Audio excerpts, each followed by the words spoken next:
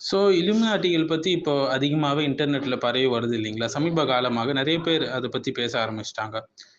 முஸ்லிம்ஸும் சரி, நான் முஸ்லிம்ஸும் சரி இல்லைங்களா? ஸோ அவங்களுடைய மோட்டோ என்ன?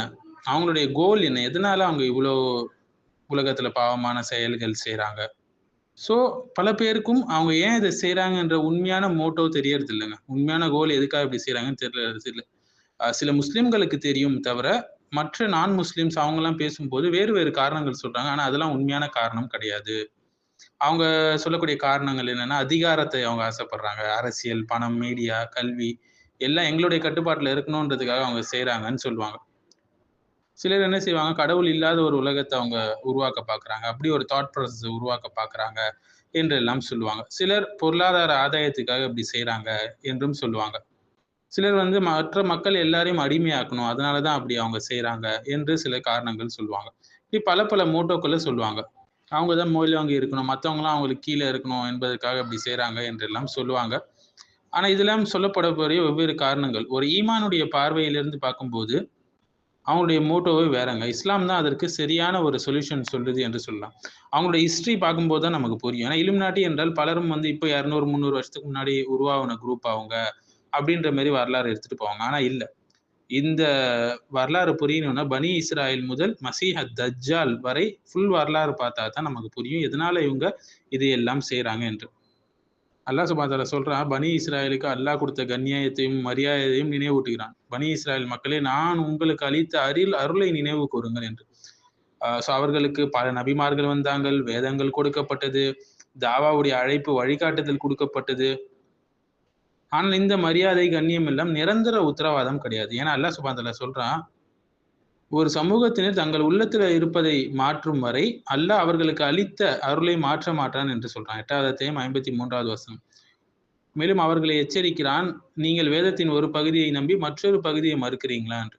ஸோ இப்போ தான் அந்த பேர் வந்து ஃபேமஸ் ஆயிருக்கு இல்லுமினாட்டி என்று. ஆனா அவர்கள் வந்து யூதர்கள் பெரும்பாலும். யூதர்கள்ல நல்லவங்களும் இருக்காங்க, கெட்டவங்களும் இருக்காங்க. கெட்டவர்கள் தான் இது போன்ற இல்லுமினாட்டி செயல்கள்ல ஈடுபடுறாங்க.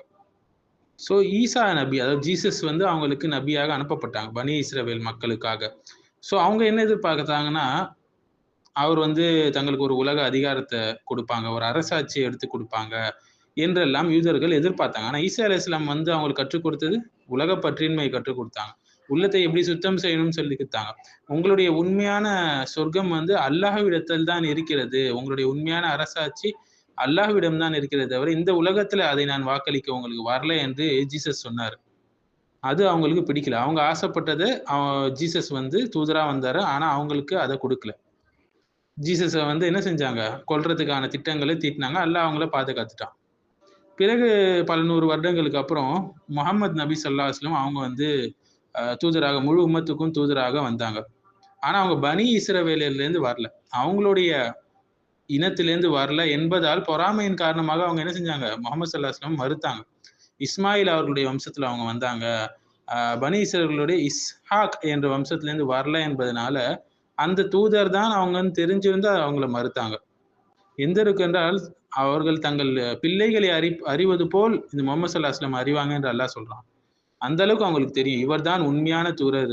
அவங்க கிட்ட இல்ம் இருந்தது. ஆனா ஏற்றுக்கொள்ளுதல், கீழ்ப்படிதல் இல்ல. ஸோ அவங்க வந்து ஈசா அலைஹிஸ்ஸலாம் மறுத்தாங்க, முஹம்மது ஸல்லல்லாஹு அலைஹி வஸல்லம் மறுத்தாங்க, நேர்வழியை மறுத்தாங்க. மறுத்துட்டு இன்னுமே ஒரு நபிக்காக காத்துக் கொண்டு இருக்கிறாங்க. ஆனா இனிமேட்டு ஒரு நபி வரப்போறதில்ல. முஹம்மது ஸல்லல்லாஹு அலைஹி வஸல்லமுடைய அது முடிந்து விட்டது. அவங்க தான் இறுதி தூதர். ஸோ அவங்க எதிர்பார்த்தது உலக அதிகாரம், பொருளாதார வெற்றி, அரசியல் ஆதிக்கம் இதத்தான் யூதர்கள் எதிர்பார்த்தாங்க. ஆனா இதை வந்து ஜீசஸ் கொண்டு வரல. ஸோ இன்னும் எங்களை மீட்பவரை நாங்க இன்னும் பார்க்கல என்று அவங்க என்ன செய்றாங்க? நாங்கள் இன்னும் உண்மையான மசீஹை காணவில்லை என்று அவங்க நினைக்கிறாங்க. ஸோ அவங்க எதிர்பார்க்கக்கூடிய அந்த மசீஹ் அவங்கள மீட்கக்கூடியவர் வந்து தஜ்ஜால் என்று அவங்க நினைக்கிறாங்க. ஏன்னா அவங்க எதிர்பார்க்கக்கூடிய எல்லாத்தையும் தஜ்ஜால் வந்து அவங்களுக்கு கொண்டு வந்து சேர்ப்பான். உலக அரசியல் அதிகாரமா இருக்கட்டும், பொருளாதார செழிப்பா இருக்கட்டும், தங்கள் சமூகம் மீண்டும் உயர்வு, சமூகத்துடைய உயர்வா இருக்கட்டும், உலக மேலாதிக்கமாகட்டும், இது எல்லாத்தையுமே தஜ்ஜால் தருவான் என்றதுனால தான் அவங்க அவனை எதிர்பார்க்கிறாங்க.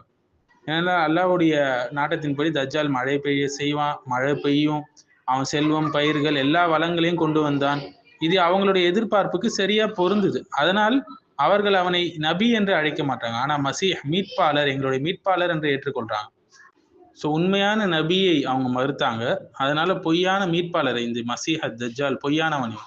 இவனை அவங்க ஏற்றுக்கொள்வாங்க. ஏன்னா இவங்க ஆசைப்படுற மாதிரி அவன் எல்லாத்தையும் தருவான். அவங்க என்ன சொல்றாங்க, உண்மையான மசீஹ் எங்களை மீட்கக்கூடியவர் இன்னும் வரவில்லை என்று இந்த யூதர்கள் நம்புறாங்க.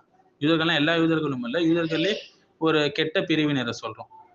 ஈசா அலைஹிஸ்ஸலாம் எல்லா அதிகாரத்தையும் உடைத்தாங்க. அவங்க எதிர்பார்த்தது அவங்க கொடுக்கல. முகமது ஸல்லல்லாஹு அலைஹி வஸல்லம் எல்லா இனச்சிறப்புகளையும் நீக்கினாங்க. ஆனா இவங்களுக்குன்னு இருந்த அந்த சிறப்பு மட்டுப்படுது இப்போ. யூதர்கள்னு அவங்க தான் மேலோங்கி இருந்தாங்க எல்லா சமுதாயங்களை விடவும். அவங்க கிட்ட வேதங்கள் இருந்ததுனால. இப்ப முகமது ஸல்லல்லாஹு அலைஹி வஸல்லம் எல்லாரும் சமம் தான். தக்வா தான் அல்லாஹ்விடத்துல சிறந்த ஒரு இடத்தை ஒரு மனிதனுக்கு கொடுக்கும் என்று எல்லாரையும் சமப்படுத்தினாங்க. அது அவங்களுக்கு பிடிக்கல. நம்மளுடைய அதிகாரம் பறிபோய்விடும் என்று அவங்க பயந்தாங்க. அவங்களுடைய அகந்தம், அதிகார ஆசை இது எல்லாமே உண்மையான நபியை மறுப்பதற்கு அவங்களுக்கு வழிவகுத்துச்சு. அவங்களுடைய உண்மையான மோட்டோ என்னன்னா, எங்களை அல்லாஹ்வின் பக்கம் ஒன்று சேர்க்க, அல்லாஹ்வின் பக்கம் நெருக்கி வைக்கக்கூடிய மீட்பாளரை விட எங்களுக்கு அதிகாரம், உலக வெற்றி தரக்கூடிய மீட்பாளரை நாங்கள் ஏற்றுக்கொள்வோம் என்று தஜ்ஜால் அவங்க ஏற்றுக்கொண்டாங்க. இறுதியில என்ன ஆகும்? தஜ்ஜால் வருவான். ஈசா அலைஹிஸ்ஸலாம் அவங்களும் இறங்கி வருவாங்க. மறுமை நாளுடைய நெருக்கத்துல தஜ்ஜாலை லூத் என்ற வாயில்ல வச்சு கொல்லுவாங்க. பொய்யான மசீஹ் விழுந்துடுவான். பொய்யான அதிகாரம் சிதறி போயிடும். உண்மை நிலை பெறும். அல்லாஹ்வின் வாக்குறுதி நிறைவேறும். இறுதி வெற்றி தக்வா உடையவர்களுக்கு தான் என்று அல்லாஹ் சொல்றான். தஜ்ஜால் வரதுக்கான எல்லா ப்ரிப்பரேஷன்ஸ் தான் இப்ப அவங்க பண்ணிக்கிட்டு இருக்கிறாங்க முழு வீச்சுல. 3rd டெம்பிள் கூட அதுக்காக தான் கட்டி கொண்டு இருக்கிறாங்க.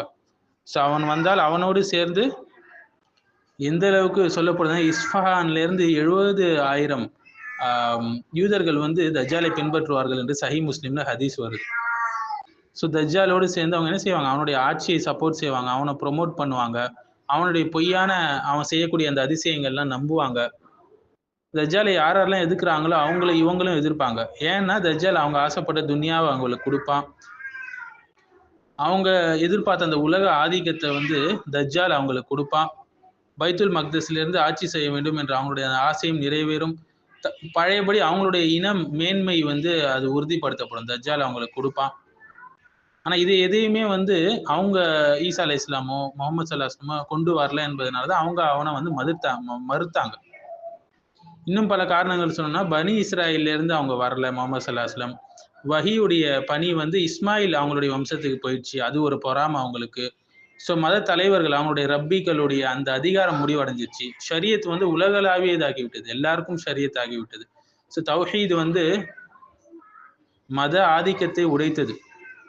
அதான் அல்லாஹ் சுப்ஹானஹு வ தஆலா சொல்றான், உங்கள் மனசு விரும்பாததை நபிகள் கொண்டு வந்தால் நீங்கள் அகந்தை கொண்டு அவரை மறுப்பீங்களா என்று கேட்கிறான். அல்லாஹ்வுக்கு கீழ்ப்படிவதை விட தங்களுடைய மன இச்சைக்கு கீழ்ப்படிவதை அவங்க முன்னிறுத்தினாங்க.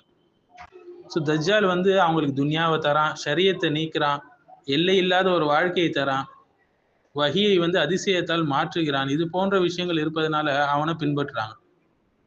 உலக ராஜ்யம், மைய அதிகாரம், அல்லாஹ்வின் சட்டம் இல்லாத ஒரு உலகம், அரசியல், இன மேன்மை, இது எல்லாத்தையும் அவன் தரான்றதுனால அவனை பின்பற்றுறதுக்காக அவங்க வெயிட் பண்ணிட்டு இருக்கிறாங்க. இதனாலதான் இவ்வளவு குழப்பங்களையும் அவங்க செஞ்சு கொண்டு இருக்கிறாங்க இந்த இலுமினாட்டிகள் இந்த உலகத்துல. தஜ்ஜாலுக்காக இந்த உலகத்தை தயார்படுத்தி அவங்க வைத்துக் கொண்டு இருக்கிறாங்க. அல்லாஹ்வுடைய வாக்குறுதி தான் இறுதியில வெற்றி பெறும். அது அவங்களுக்கும் தெரியும். இருந்தாலும் மன முரண்டாக இதை செய்து கொண்டு இருக்கிறார்கள்.